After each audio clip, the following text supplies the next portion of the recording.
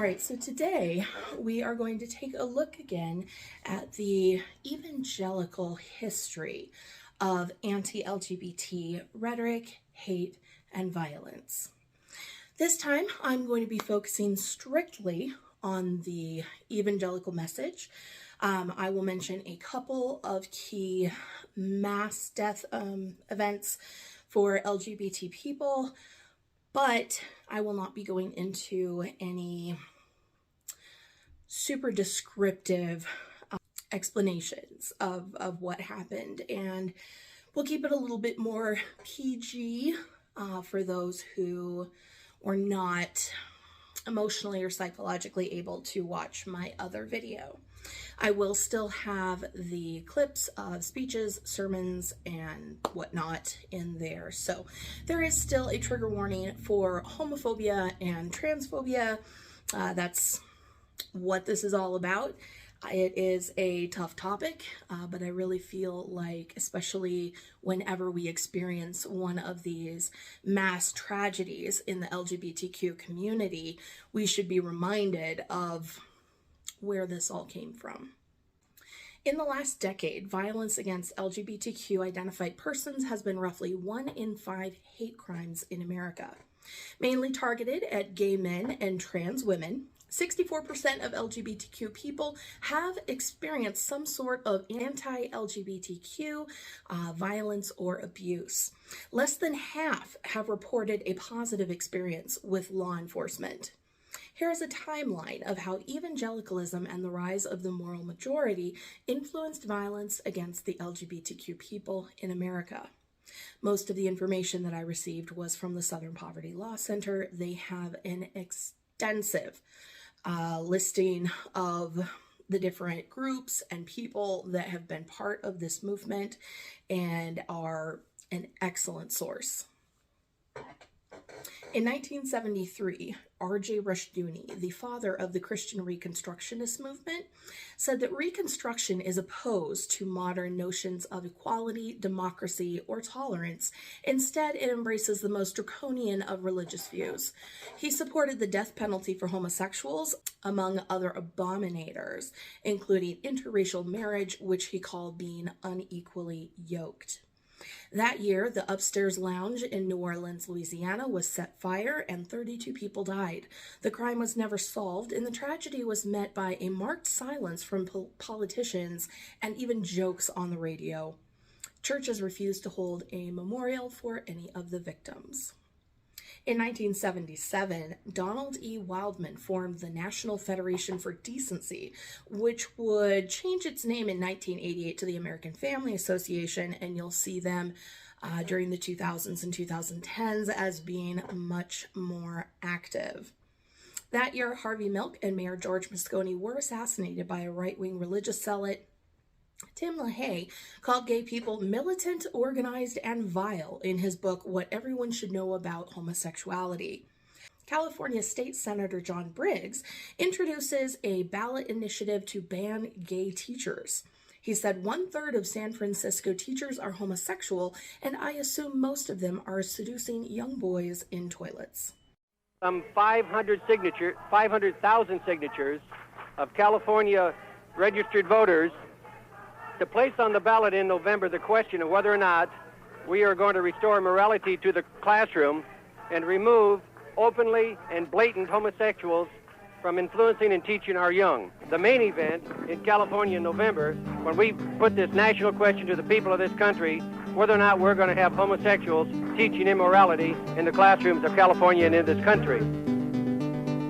I'm Larry Lee, and this is The Gay Life, KSAN's magazine show for gentlemen who prefer gentlemen, women who prefer women, and people who simply like people. The measure fails, but it inspires Reverend Lou Sheldon to found the Traditional Values Coalition a few years later in 1981.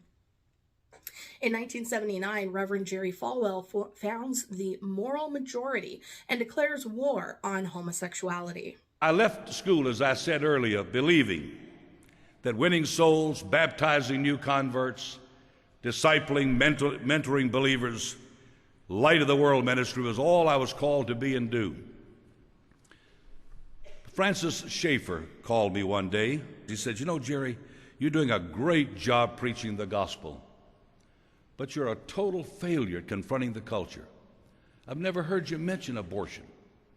You know, in '76, he came out with How Then Shall We Live? And he and C. Everett Koop predicted that abortion that had just been legalized in '73 would lead to infanticide and euthanasia, and that this country had entered a death mode and was in a narcissistic period and was going to self-destruct, barring prophets of God standing.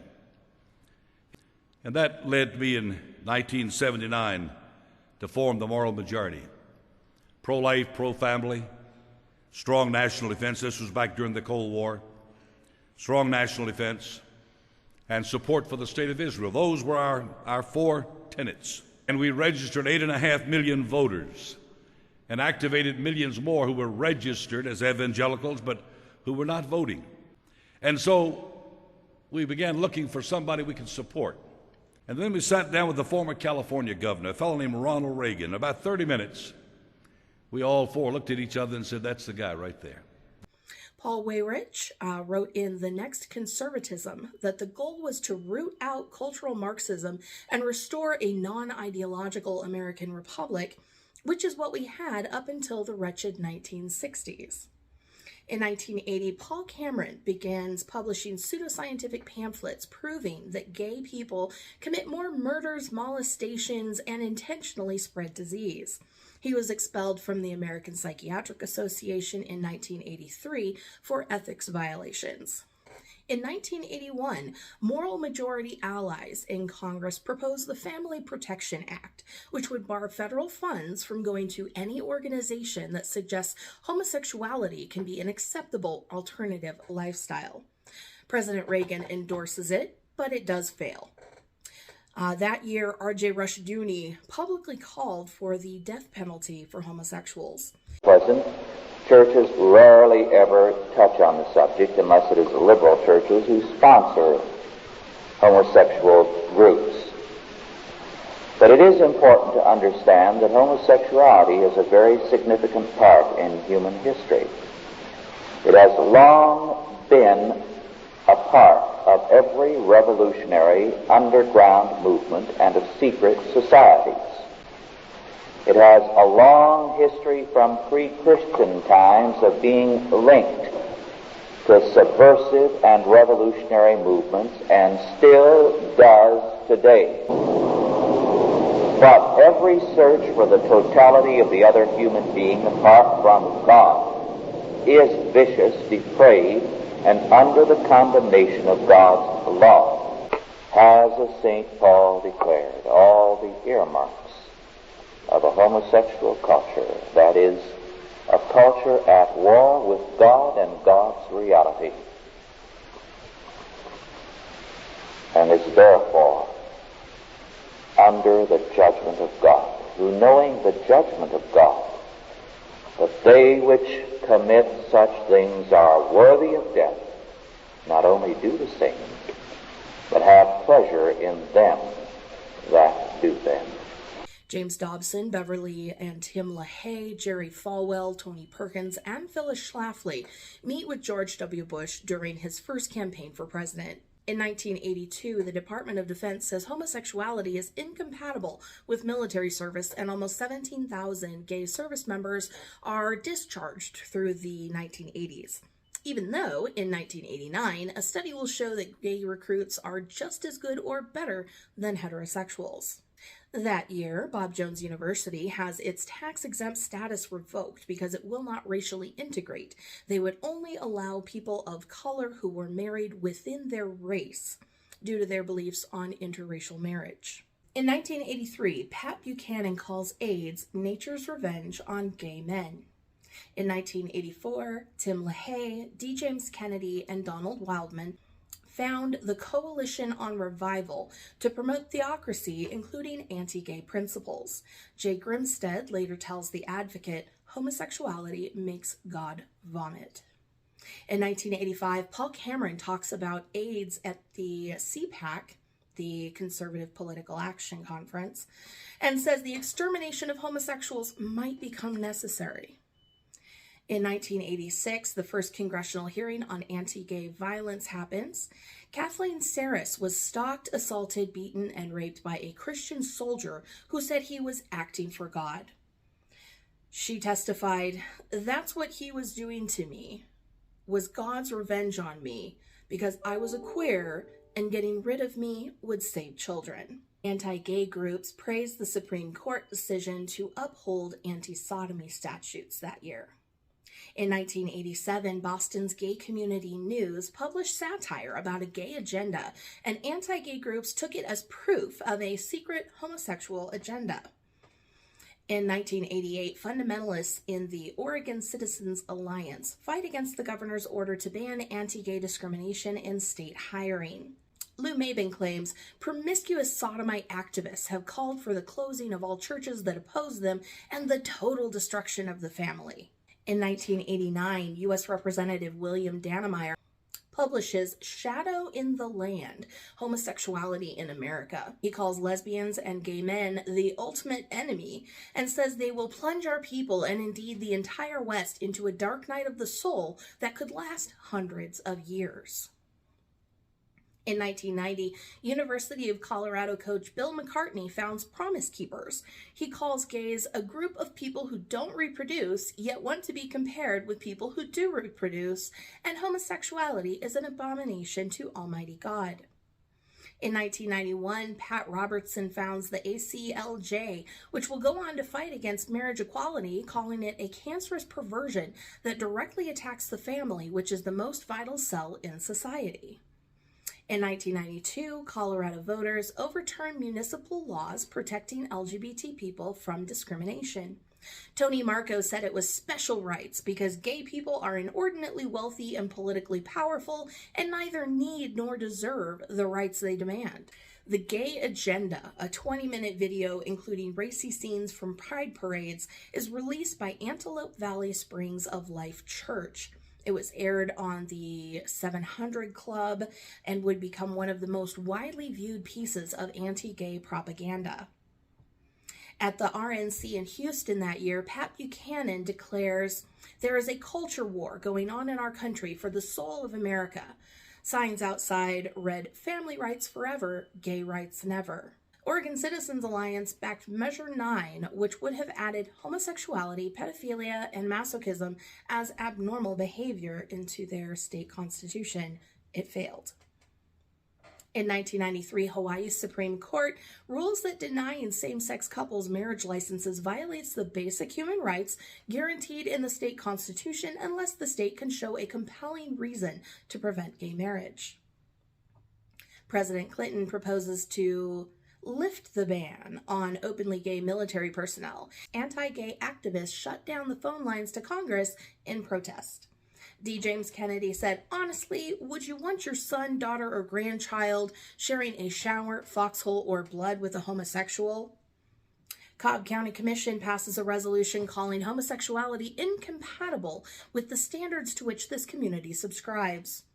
Gordon Wysong says, "We should blame them for every social problem in America." In 1994, Focus on the Family held a summit of more than 40 fundamentalist groups in Colorado to craft an argument that gays are special rights, which was also promoted by the Traditional Values Coalition, who specifically said that gay rights would erode rights for people of color. Family Research Council's Robert Knight used Paul Cameron's gay obituary study in congressional testimony against the ENDA. A study of more than 6,400 obituaries in homosexual publications reveals that homosexuals typically have a far shorter lifespan than the general population. In 1995, Scott Lively of Abiding Truth Ministries and Kevin Abrams wrote The Pink Swastika, Homosexuality in the Nazi Party. They contested that gays were masterminds in the extermination of Jews. The Family Research Council and other anti-gay organizations praised the book despite its wild inaccuracies. Editing DJ Checo in. So I did actually get a free digital copy of the pink swastika and was going to try and find a good quote or something to put up, but frankly, wow. I do not recommend people read it. It is revisionist history, and wow, it's it's so bad. But yeah, so back to the show. The Nazi Party was entirely controlled by militaristic homosexuals, and gays were specifically selected for the SS because of their innate brutality. They said homosexuality is primarily addiction, striving to take the weak and unsuspecting down with it. They have no idea how to act in the best interests of their country. Their intention is to serve none but themselves. The Alliance Defending Freedom is founded by D. James Kennedy and other anti-gay white Christian men, of course, including James Dobson of Focus on the Family. In 1996, National Pro-Family Forum met with more than 20 major anti-gay groups. They successfully pushed the Defense of Marriage Act through Congress, and the Southern Baptist churches announced a boycott of Disney because it provides benefits to partners of LGBT employees, not just the straight ones. Family Research Council future president Tony Perkins managed Woody Jenkins' 1996 U.S. Senate campaign in Louisiana. He enlisted the services of Impact Mail and Printing at the recommendation of David Duke, a KKK chieftain, and Duke's number appeared on the caller ID, making the phone calls out to voters, which drummed up quite a bit of negative response. They actually tried to hide the money that they gave to Impact Mail, and they received a fine from the Federal Elections Commission for that fraud. Romer versus Evans, a U.S. Supreme Court ruling, determined that Colorado's Amendment 2, which prohibited anti-discrimination policies for LGBT people, was unconstitutional. And it ended 20 years of state and local ballot initiatives aimed at stripping anti-discrimination protections. Americans for Truth About Homosexuality, formed by Peter LaBarbera. He had launched the Lambda Report a few years earlier to expose its gay enemies, and they spread Paul Cameron's propaganda. In 1997, Ellen DeGeneres comes out, and Jerry Falwell calls her Ellen Degenerate. That year, the Other Side Lounge in Atlanta, Georgia, had a nail bomb set by Eric Rudolph, who also pled guilty to the bombing of the 1996 Summer Olympics in Atlanta. He said that the attack was meant to send a power message in protest of Washington's continued tolerance and support for the homosexual political agenda. In 1998, Truth in Love campaign promotes ex-gay ministries, aka conversion therapy, or reparative therapy, depending on who you talk to cure gay people. During these campaigns, Matthew Shepard is savagely beaten. Trent Lott compares gay people to alcoholics and kleptomaniacs. James Dobson praised him, saying leaders willing to be set apart and stand solidly in the truth are rare in today's permissive culture. In 1999, Howard Dean signs a law granting civil unions to same-sex couples. Gary Bauer calls it an unmitigated disaster that is worse than terrorism. That year, Family Research Council leaders Robert Knight said gaining access to children has been a long-term goal of the homosexual movement. One of the primary goals of the homosexual rights movement is to abolish all age of consent laws and to eventually recognize pedophiles as the prophets of a new sexual order. In his book, Homosexual Behavior and Pedophilia. In 2000, Jerry Falwell claims Tinky Winky is gay because he's purple and has a triangle, which is somehow a universal symbol for gay people. It was certainly used during the Holocaust to denote gay prisoners in the concentration camps. But outside of that, I'm not aware of the triangle being used to represent gay people. The U.S. Supreme Court rules that the Boy Scouts of America can continue to ban gay scoutmasters. Robert Knight of the Family Research Council revives the child molester propaganda. Bryant Gumbel interviewed Knight and was heard on air saying, "What a fucking idiot." So anti-gay groups label CBS the Christian bashing system and lobby unsuccessfully for Gumbel's firing. That year, the Backstreet Cafe in Roanoke, Virginia, had a mass shooting, and the gunman said he was on a mission to kill gay people. In 2001, the 700 Club blames 9/11 on the pagans, the abortionists, and the feminists, and the gays and lesbians who are actively trying to make that an alternative lifestyle. What we saw on Tuesday, as terrible as it is, could be minuscule if in fact God continues to lift the curtain and allow the enemies of America to give us probably what we deserve.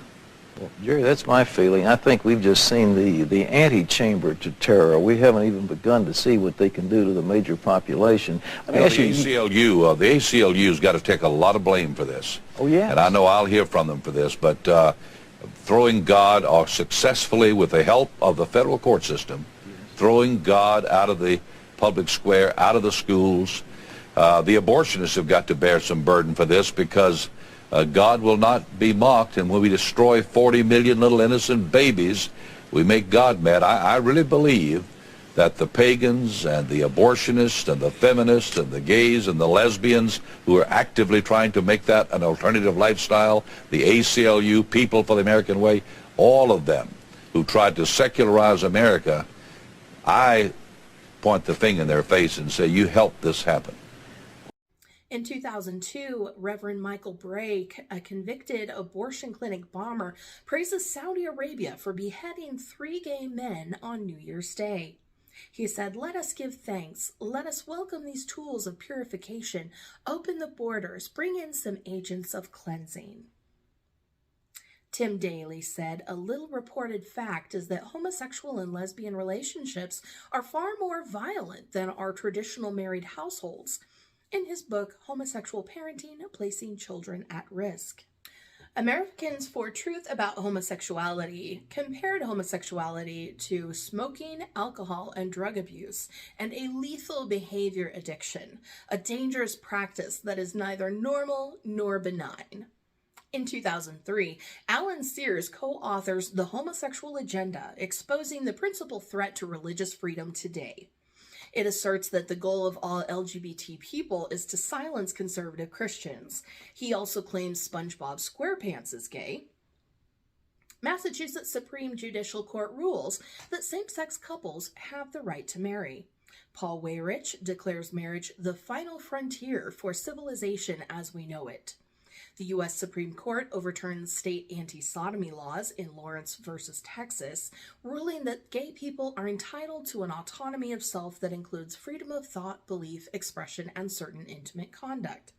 Scalia complains the court has largely signed on to the so-called homosexual agenda. The Texas Pastor Council was founded to fight for Christian values in legislation in Texas. David Welch describes the continued tide of the radical political LGBTQ movement trying to work to undermine traditional marriage and traditional family. After a few years, the only current issue listed on their website is women's privacy protection, which goes over some talking points about trans women being predators in women's bathrooms. In 2004, 11 states passed constitutional amendments prohibiting marriage equality. Focus on the Family organizes May Day for Marriage, rallies to promote anti-gay marriage ballot initiatives in those 11 states. James Dobson declares, "Everything we care about is on the line. It's now or never." That year, San Francisco officials began issuing marriage licenses to same-sex couples in February, and later that month, George W. Bush announces support for a federal marriage amendment to the Constitution. In 2007, Matthew Shepard Local Law Enforcement Enhancement Act was added as an amendment to the Department of Defense Authorization Act. This is the first time a trans-inclusive piece of legislation has been passed through both chambers of Congress. However, Bush issues a veto threat for the DoD authorization bill if hate crimes legislation is included. Finally, 2 years later, in 2009, the Matthew Shepard and James Byrd Jr. Hate Crimes Prevention Act passed. Obama said, "We must stand against crimes that are meant not only to break bones, but to break spirits, not only to inflict harm, but to inflict fear." The Matthew Shepard and James Byrd Jr. Hate Crimes Prevention Act. This is the culmination of a struggle that has lasted more than a decade. Time and again, we faced opposition. Time and again, the measure was defeated or delayed. Time and again, we've been reminded of the difficulty of building a nation in which we're all free to live and love as we see fit. But the cause endured, and the struggle continued, waged by the family of Matthew Shepard, by the family of James Byrd, by folks who held vigils and led marches, by those who rallied and organized and refused to give up, by the late Senator Ted Kennedy, who fought so hard for this legislation, and all who toiled for years to reach this day. You understand that we must stand against crimes that are meant not only to break bones, but to break spirits, not only to inflict harm, but to instill fear.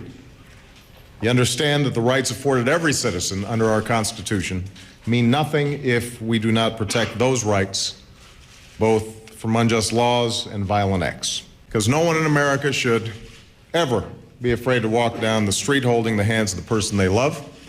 No one in America should be forced to look over their shoulder because of who they are. But we sense where such cruelty begins. The moment we fail to see in another our common humanity. The very moment when we fail to recognize in a person the same fears and hopes, the same passions and imperfections, the same dreams that we all share. We have for centuries strived to live up to our founding ideal of a nation where all are free and equal and able to pursue their own version of happiness. Through conflict and tumult, through the morass of hatred and prejudice, through periods of division and discord, we have endured and grown stronger and fairer and freer. And at every turn, we've made progress not only by changing laws, but by changing hearts, by our willingness to walk in another's shoes, by our capacity to love and accept even in the face of rage and bigotry. Janet Port of Faith to Action asserted that this act would jail pastors because it criminalizes speech against the homosexual agenda and it protected pedophiles. David Welch wrote in When the Wicked Rule, attacking a new federal law that protected LGBTQ people from hate crimes. He claims this condones every possible form of sexual deviancy and called the measure a radical sexual deviancy jihad in another post titled My Gay America in 2010. He attacked Houston Mayor Anise Parker, the first openly gay mayor of a large city. His group, the Texas Pastors Council, was instrumental in getting voters to vote down the Houston Equal Rights Ordinance that would have banned discrimination against 15 protected characteristics, which included sex, race, religion, sexual orientation, and gender identity. They encouraged pastors to instruct congregants about political issues. Scott Lively went to Uganda to speak at a major conference on the evils of homosexuality. The gay movement is an evil institution. The goal of the gay movement is to defeat the marriage-based society and replace it with a culture of sexual promiscuity. 1 month later, a bill was introduced that called for the death penalty for certain homosexual acts and prison for those who failed to disclose the identities of gay people. In Parliament, the anti-homosexuality bill was passed in December after years of discussion. It increases jail time for homosexual acts and says medics and teachers must report homosexuals or they'll go to jail too. After some delays, President Yoweri Museveni said he'd sign it into law. I'm going to sign the bill. It's widely supported here, but it's attracted heavy criticism from abroad, especially Uganda's main financial and military supporter, the US. President Barack Obama says Museveni shouldn't sign it. But that won't go down well at home. Government Minister Alex Onzima has threatened to resign over it. Although Uganda's population's one of the fastest growing in the world, he's concerned that could be reversed if everyone becomes gay. Homosexuality is worse than malignant cancer. It is worse than HIV/AIDS. It is worse than terrorism, the one which you are fighting left and right. Because it will just wipe out the whole humanity. So what will be left with? 1 month later, a bill was introduced that called for the death penalty for certain homosexual acts and prison for those who would not reveal the identities of gay people. He described Hitler as an active homosexual who sought out gays because they could not get straight soldiers to be savage and brutal and vicious enough. The American Family Association hired Brian Fisher, who claimed in a blog post in 2008 that homosexuality gave us Adolf Hitler and homosexuals in the military gave us the brown shirts, the Nazi war machine, and 6 million dead Jews. Gary DeMar said the occasional extermination of sodomites would serve society well because the law that requires the death penalty for homosexual acts effectively drives the perversion of homosexuality underground back into the closet. When most of a society is Christian, is biblical, then the execution of gays, is perfectly normal. It should definitely be in place. Homosexuals aren't content with only having the bedroom. They have taken their perversion into the classrooms, teaching that such practices are normal. There is nothing normal about what homosexuals do. NARTH, a reparative therapy, gay conversion therapy group, they claimed if you traumatize a child in a particular way, you will create a homosexual condition. One of their leaders, Joseph Nicolosi, said, "Fathers, if you don't hug your sons, another man will." In 2010, Tony Perkins said, while activists like to claim that pedophilia is completely distinct orientation from homosexuality, evidence shows a disproportionate overlap between the two. It is a homosexual problem.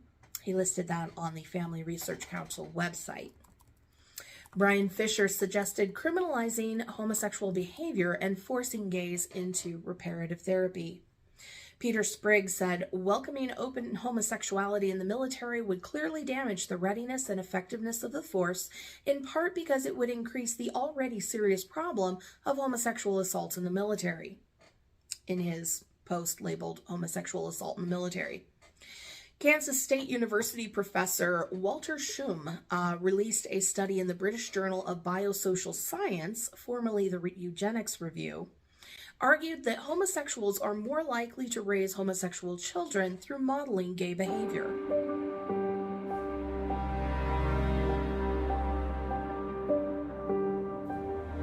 In 2011, Tony Perkins said, those who understand the homosexual community, the activists, they're very aggressive. They accuse us of their triplicate. They're intolerant, they're hateful, vile, they're spiteful. To me, that is the height of hatred, to be silent when we know there are individuals that are engaged in an activity, a behavior, and an agenda that will destroy them and our nation. While he was speaking at the Oak Initiative Summit. Their videos are titled, It Gets Better. They are aimed at persuading kids that although they'll face struggles and perhaps bullying for coming out as homosexual or transgendered or some other perversion, life will get better. It's disgusting, and it's part of a concerted effort to persuade kids that homosexuality is okay and actually to recruit them into that lifestyle, which he sent out in a Family Research Council fundraising letter. Peter Sprigg said, we believe the evidence shows that relative to the size of their population, homosexual men are more likely to engage in child sexual abuse than are heterosexual men. In 2012, Cedar Park Church in Bothell, Washington, contributed $20,000 to the Preserve Marriage Washington, which protested the marriage equality efforts in their state. Pastor Smith of Cedar Park Church said, no matter what you see, no matter what you feel, no matter what you hear, it ain't over. It ain't over when people resist the good news of the gospel. That doesn't mean it's over. When people just fall on and go pagan and go crazy, that doesn't mean it's over. When it's over, you'll know it. I mean, spoiler alert, I've read the end of the book. Their political contributions were considered not a substantial part of their overall activities because they also raised, for example, $450,000 for sports field improvements of their own sports field. So the political contributions seem small in comparison. Smith said regarding bathroom bills, I think we want to see good and blessings in everyone's life. But the issue is that it opens doors for other dangerous situations with pedophiles, for instance. Who can stop a pedophile from entering into a bathroom? And so it's really in the mind of safety and propriety. And essentially, this is the way that civilization has been for hundreds of years in Western civilization. And this is a new idea, this idea of transgenderism. Mark Regnerus completes a study that received almost $1 million in funding from anti-LGBT think tanks to prove that same-sex parenting harms children. Regnerus himself says his study does not show harms of same-sex parenting, and since the study's release, it has been discredited for faulty methodology and suspect funding. Between 2013 and 2016, at least 24 states considered bathroom bills. In 2013, Rob Schwarzwalder said, "The reality is homosexuals have entered the Scouts in the past for predatory purposes," on the Janet Mefford show. Peter Sprigg said, "Homosexual activists vehemently reject the evidence which suggests that homosexual men are, relative to their numbers, more likely to engage in such actions, such as child sexual abuse, than are heterosexual men." Posted that on the Family Research Council blog. In 2014, 4 appellate courts struck down state laws banning same-sex marriage, while just 1 such law was upheld. In 2015, the Council for National Policy, Shackelford, said that Obergefell was a direct attack on the religious freedom of everyone in the country, and no one will escape it. Ryan Anderson of the Heritage Foundation said, "If Obergefell was decided in favor of the same-sex couples, our message here needs to be that if the court tries to redefine marriage, it will be doing the exact same thing that it did 42 years ago with Roe v. Wade, which didn't settle the abortion issue, it created a culture war." 9 states considered bathroom bills, including Colorado, Florida, Kentucky, Massachusetts, Minnesota, Michigan, Nevada, Texas, and Wisconsin. Gays and lesbians cannot have children. Biologically, it's impossible. Right. They can adopt, but... Yeah, they can recruit. Recruit? Yeah, sure. What's the difference between recruit and adopt, do you think? Well, I think you can adopt a child into a marriage, but you can also recruit children into your cause. And so I believe in protecting children, okay, from exploitation, all exploitations. Mm-hmm. So that's all that is about. I think I agreed with Putin. I think protecting his nation's children, I think, was probably a pretty smart thing to do. I was very clear I supported Putin in his decision to protect his nation's children, and I think our Congress needs to do more in protecting our nation. In 2016, the Pulse nightclub is attacked. 49 people dead, 53 injured. That year, 19 states considered bathroom bills, and North Carolina enacted one. The federal government issued guidance on transgender bathroom policies in schools, but an injunction was issued some months later, blocking its enforcement. The Family Research Council website stated, "FRC believes that homosexual conduct is harmful to the persons who engage in it and to society at large, and it can never be affirmed. It is by definition unnatural, and as such is associated with negative physical and psychological health effects." Listen, homosexuality, bestiality, pedophilia, men with men, women with women, those are all symptoms of one other thing that you read before any of that is mentioned. It was that people suppressed the truth. My God, we need preachers and we need people of God that would stop suppressing truth for the sake of any other agenda. We need people that will stand for God. You're in a nation and you're seeing the world that are bent to express their approval of things that God detests. I didn't write that. It's in the Bible. I can only preach to you in the Bible. I'm not here to preach to you just to make you feel good. I've got to preach the unadulterated truth of God's word. And the symptoms, not the source, the symptoms that you see of a sick world, whether it's through sexual immorality, perversion, pornography, masturbation, all these things that dwell up and then turn into homosexuality and soon bestiality and soon pedophilia, all are symptoms of one thing, and that one thing is we forgot to tell the truth. They switched tactics from anti-same-sex marriage to pushing fear about bathroom bills, reviving the predator slander against trans people, mostly trans women. In 2017, 26 states considered bathroom bills. 6 states considered laws that would preempt municipal and county-level anti-discrimination laws, and 14 states considered laws that would limit transgender students' rights at school. The struggles of American families, but also the moral trajectory of our nation.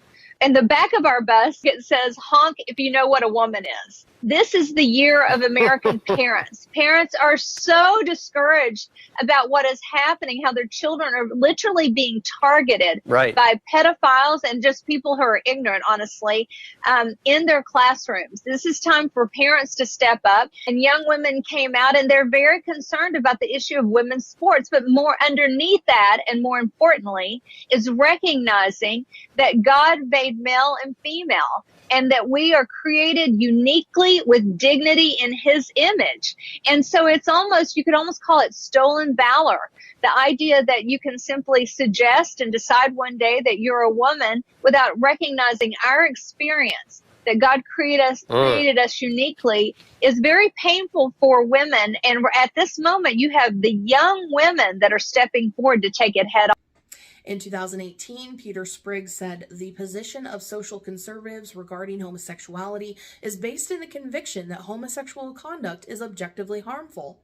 In his pamphlet, How to Respond to the LGBT Movement. He also said, "People with gender dysphoria or transgender identities are more likely than the general public to engage in high-risk behaviors which may result from or contribute to psychological disorders, or both.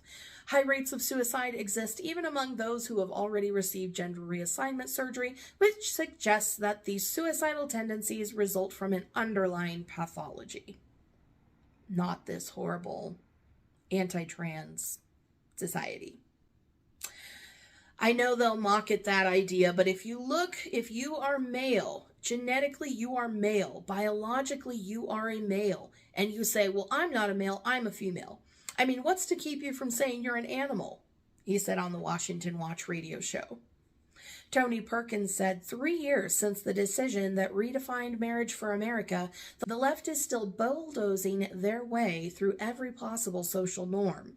The country finally realized, too late, that this isn't about two people who love each other. It's about obliterating every moral and cultural boundary humans have ever known. He wrote in Militaries Don't Ask, the turning point in bigger war. Some of the things that are being taught make no sense.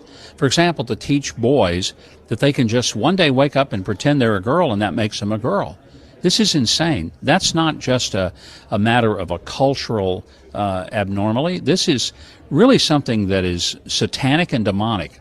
And I don't hesitate to say it is not a political issue. It's not even a sociological one. This is a spiritual issue. When people take what God has created and they defile it, and they tell people that up is down, that right is wrong, wrong is right, hot is cold, and cold is hot. That's the ultimate perversion of Satan, is to take truth and pervert it and to say it's a lie, and to take a lie and to say it's the truth. What we're dealing with is no longer the political divide of the left, the right, the Democrat, the Republican, the conservative, the liberal. What we're dealing with now is evil. And as of 2019, 19 states, roughly 40% of America, do not have any hate crime laws. And 12 states had laws that covered sexual orientation, but not gender identity or expression. I seen a boy last night with a fingernail polish on, and he looked like, oh boy. Oh, I'm like, I want to break his fingers. Tony Perkins said for years, LGBT activists wanted to keep the goal of luring children into sexual confusion under wraps. Now that they've hoodwinked a lot of the country on their agenda, these extremists no longer have to hide. In fact, they are increasingly bold, even boastful, about their real intention of recruiting kids. He wrote in the Daily Signal.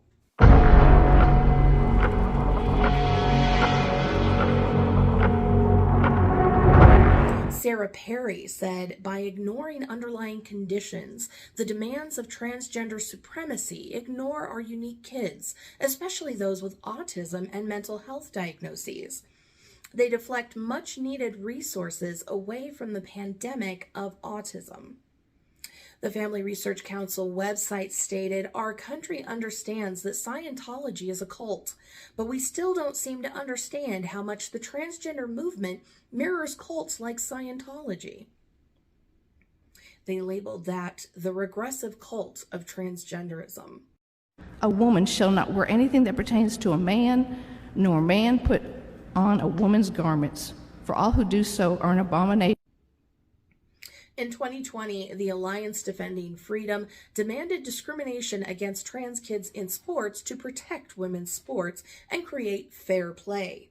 They claim that trans girls are not girls and boys are always stronger, better, and faster than girls.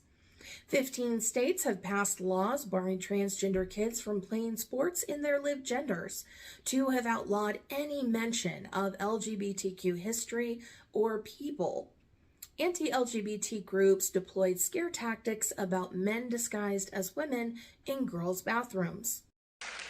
A little girl now walks into a woman's restroom with the fear that someone who doesn't know their gender that day, who are confused, may walk into that bathroom. A grown man who doesn't know that they're a man. In 2021, state legislators introduced over 250 anti-LGBTQ bills, many of which were designed to exclude transgender youth from participating in sports.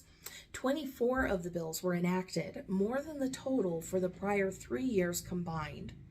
In February, Texas Governor Greg Abbott used the Department of Family and Protective Services to make an official directive to investigate sex change procedures as child abuse, and that any caregivers, nurses, doctors, or educators must report any instance of said child abuse, or they would face criminal penalties for failure to report.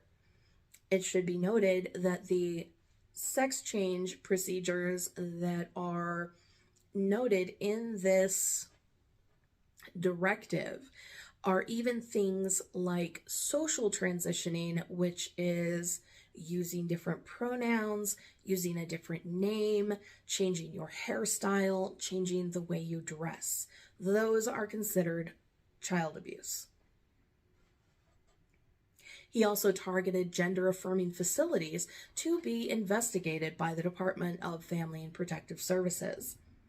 Texas Attorney General Ken Paxton stated that gender-affirming care for trans and non-binary youth was child abuse, even though this ignores the consensus among major medical associations in the U.S., along with widely accepted standards of care that have been peer-reviewed and based in actual evidence. In 2022, the attack at Club Q, 5 dead and 18 injured.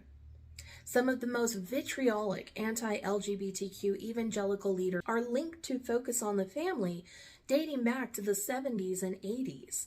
It is rich that Focus on the Family would write something about the Club Q shooting that mostly absolves them of any culpability in the culture that foments hatred towards LGBTQ identified Americans.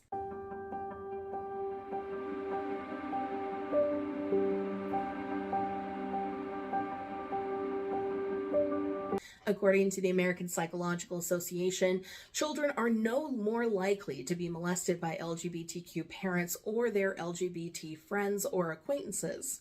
Gregory Herrick of UC Davis reviewed a series of studies and found that homosexual men are no more likely to molest children than heterosexual men. The Child Molestation Research and Prevention Institute notes that 90% of child molesters target children within their network of family and friends, and the majority of abusers are men married to women. See Josh Duggar, also once part of the Family Research Council. The American Academy of Child and Adolescent Psychiatry affirmed in 2013 that current research shows that children with gay and lesbian parents do not differ from children with heterosexual parents in their emotional development or in their relationships with peers and adults, and they are not more likely than children of heterosexual parents to develop emotional or behavioral problems. The American Psychiatry Association said in 2004 that same-sex couples are remarkably similar to heterosexual couples, and that parenting effectiveness and the adjustment, development, and psychological well-being of children is unrelated to parental sexual orientation. It is extremely clear that fundamentalist and evangelical Christians have been pushing a hatred of LGBT people through many scare tactics, whether it is claiming that they want to destroy our culture and the family, whether it is saying that gay men are predators, then they switch to trans people being predators, and then they talk about same-sex parents can't possibly be good parents. They must necessarily be bad parents because they're gay. They fix onto bathroom bills to again propagate the idea that trans women are predators. They are just men disguised as women who are explicitly identifying as women in order to gain access to women and girls' bathrooms. None of this is borne out in actual evidence. This is all based off of a couple of really poorly done studies from the 70s and 80s. It is 2022, and we have the pro-LGBT side using recent, studies from the last decade that actually look at decades of history, longitudinal studies that look over dozens of studies that have been done in the last 40, 50 years, and find that there is no gay or trans predator problem, but that is incessantly peddled by the evangelical community. You will see a lot of ex-gay people or people pushing ex-gay ministries talking about sexual brokenness and how we all have some sort of sexual brokenness that God needs to fix. And chief of those is if you have same-sex attraction and you are supposed to seek repentance and holiness with God to divorce yourself from that homosexual nature in you. It is no surprise that people who have been through ex-gay ministries will tell you about intense amounts of abuse of various kinds, both psychological, emotional, even physical, in order to turn them straight. At one point, it was a practice to have sex workers assault these gay men to try and turn them straight by introducing them to forced heterosexual encounters. It was also a practice for many years where they would use electroshock therapy to dissuade and to rewire the brain to associate any homosexual attraction, feeling, thought, etc. as something that would cause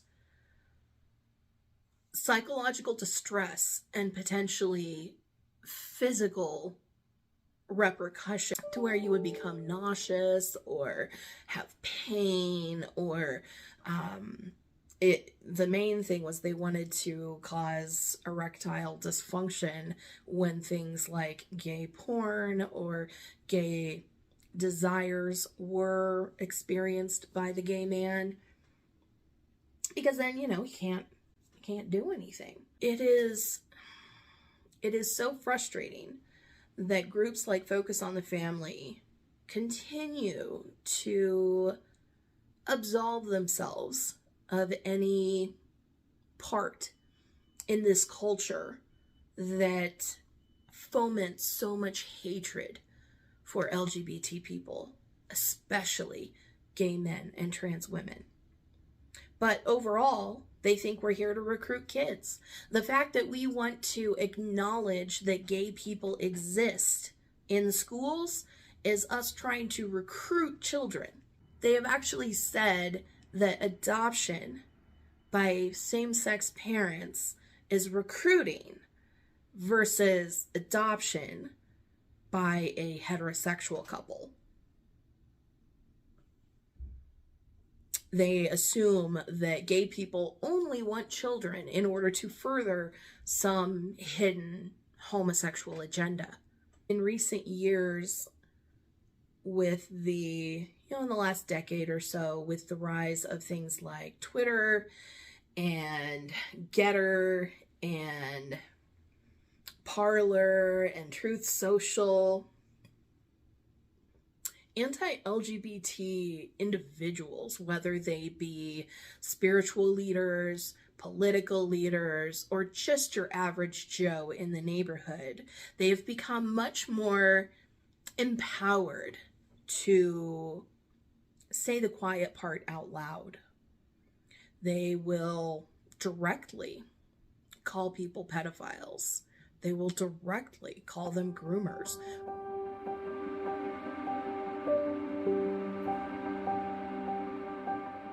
Groomer is the new it word for 2022. I'm pretty sure it was for 2021 as well. They continue to peddle this falsehood that we are a danger to children in order to pull at the heartstrings of people who are uninformed, bigoted, biased, whatever. Anyone who is not explicitly on the side of protecting gay rights, trans rights, etc., they are entirely focused on ensuring that the general public sees us as a threat, as a physical threat. And when you combine that with our culture of protecting the Second Amendment and not really giving tough sentences or even an equal application of the law to prosecute people who have done anti-gay hate crimes. I mean, it was 2009 before we got that Matthew Shepard and James Byrd Jr. law. That was 13 years ago. I was in my 20s at that point. As a person who has grown up through all of this, I was born in 1981. So I literally was born at the start of the moral majority. I was raised in a family that was fundamentalist, evangelical Christian, who were white, obviously. And so I was mired in this ideology my entire childhood and adolescence. I know firsthand just how heavy this can be. When I was 8 years old and figured out that I was different because I wanted to kiss girls, not boys. I knew I wasn't supposed to want that. I knew I was supposed to want to kiss boys. And I shoved it down because I was like, I'm 8 years old. I can't deal with that. So I just tried to pretend that it didn't exist, and I would constantly pray that God would raise me into an upstanding Christian soldier. By the time I was 12, because these feelings just got more and more pronounced as I approached puberty, I was terrified because all I had heard was that gay people are pedophiles, predators, they're dangers to themselves, they die early. And I was so scared that I was going to turn into those evil things just because I was pretty sure I was gay.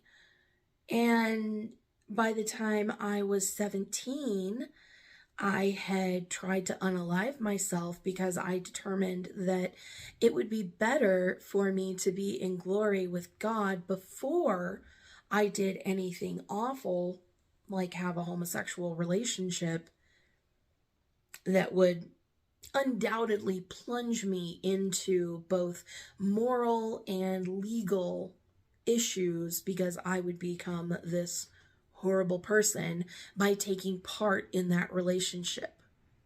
This is not something that we can just say, oh, well, they have religious liberty to believe what they want. They do. They can absolutely believe whatever they want to believe.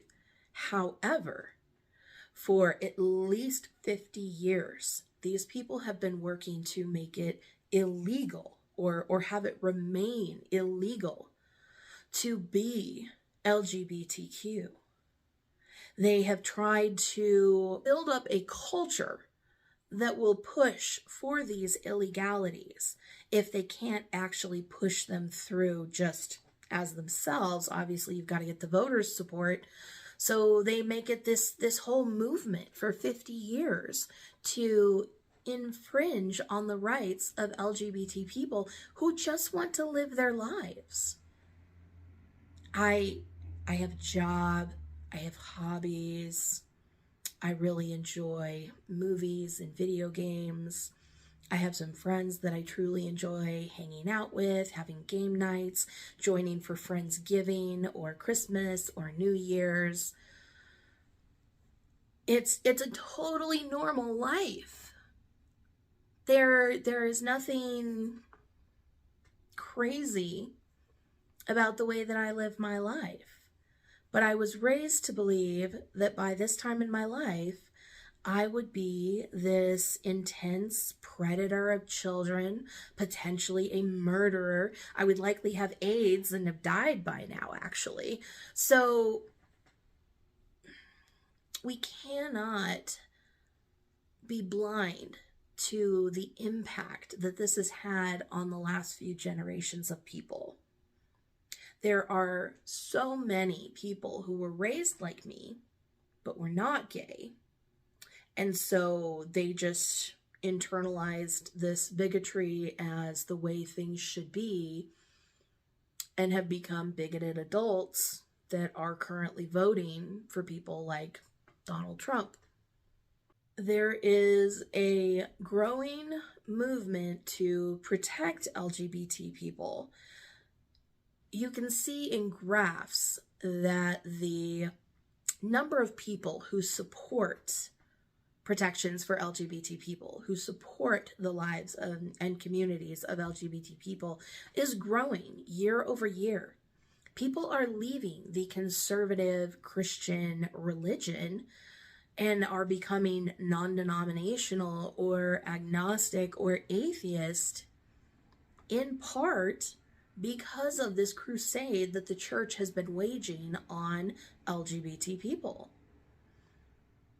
It's interesting to see the proliferation of various denominations around the country. Most denominations are fairly small. The one that I came from, the GARBC, is barely a blip on the map compared to others. But then you have the Southern Baptist Convention, which has over 17 million people. But aside from the SBC, most of them are fairly small congregations, and they're limited to just certain parts of the country. On the other hand, you have the Methodist Church in the United States, and they are literally in every single state. They are in 95% of counties in the United States. They have been one of the early adopters of protecting LGBT people within religious spaces, to say that God does not condemn them simply because of their sexual orientation. And they've proliferated to 95% of the counties around America. I think that says a lot. It is important that we keep tabs on this, that we call them out for the things that they say, that we call them out for the ways that they have demonized other people with complete falsehoods, with nothing but fabricated problems and fabricated illegal activities, fabricated violence that we have supposedly done, and instead inflict their own violence.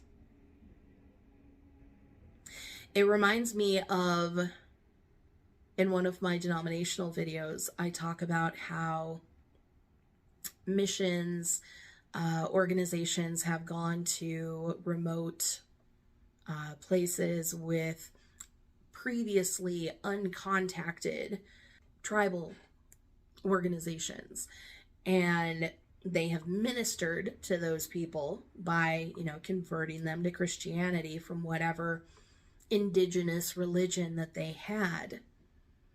And they would talk about how it was a way of civilizing those tribal lands and the tribal people.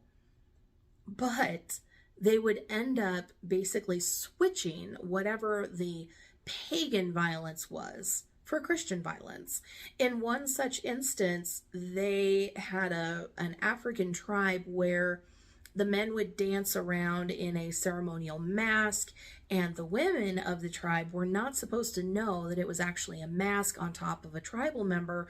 They were supposed to believe that it was actually a spirit of their ancestors come back to teach them something or warn them of something. If a woman figured out that it was a mask, they would kill her. In that tribe, the missions that introduced Christianity to them introduced burning witches at the stake. And so, of course, you've got a pagan religion. They're going to call the women adherents witches.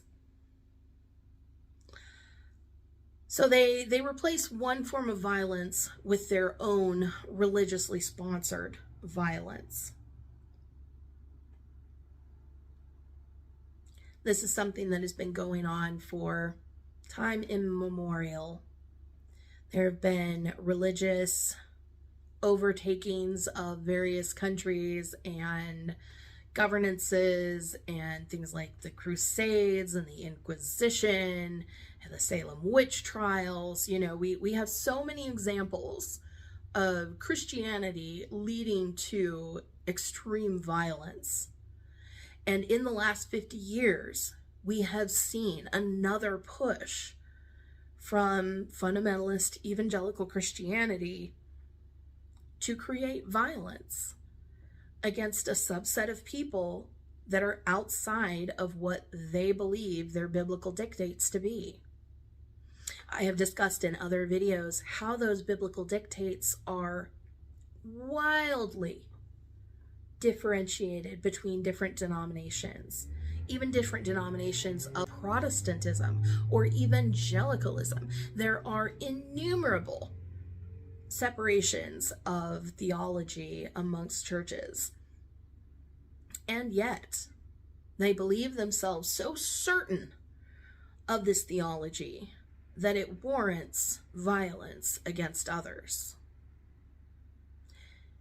We truly need to respect the amount of weight that is behind any argument that says A is supported and affirmed by God, B is considered evil and an abomination by God. You are not just saying that A is right and B is wrong. You are leveling an eternal consequence to A versus B. One is heaven, one is hell.